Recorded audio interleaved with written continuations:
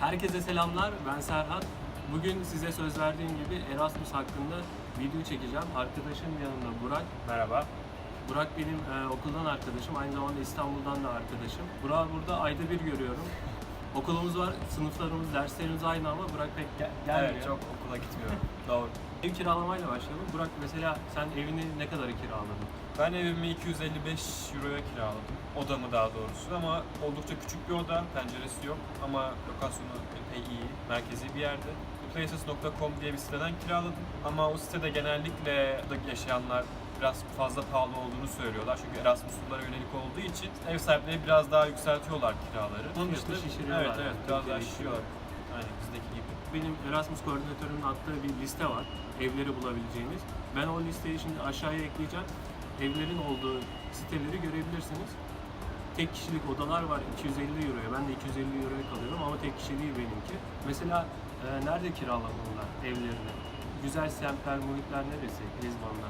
Okula yakın olmak isterseniz tabii okula yakın yerden de kiralayabilirsiniz ama daha böyle dışarı çıkmayı seven, bir yerlerde gideyim, gezeyim, göreyim, gece dışarı çıkayım istiyorsanız Bairro Alto, işte Bika, daha böyle merkezi yerlerde işte haritada eklersin, artık haritada gösterirsin. Şuradan haritayı görebiliriz.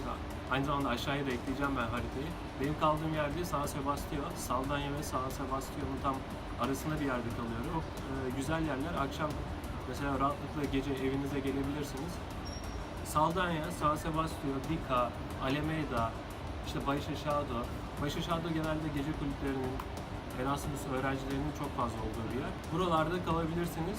Bunlar bizim tavsiye edeceğimiz yerler. Diğer tabii güzel yerler de vardır. Bunun dışında uniplace.com'dan evinizi kiralayacaksınız ya da herhangi bir yerden anlaşmanızı sizin okulunuzun akademik takvimine göre yapın. Benim mesela okulum bir ay erken bitti. Ben ev sahibimle konuştum bir ay erken çıkmak için. Benim ev sahibim anlayış gösterdi ama çoğu kişinin ev sahibi aynı anlayışı göstermeyebilir. Yani depozitonuzu geri vermezler. Depozitonuzu geri vermeyebilirler. O yüzden ona dikkat edin. Eğer hostelde vesaire kalacaksanız benim tavsiyem bir aylık bir anlaşma yapın ilk başta.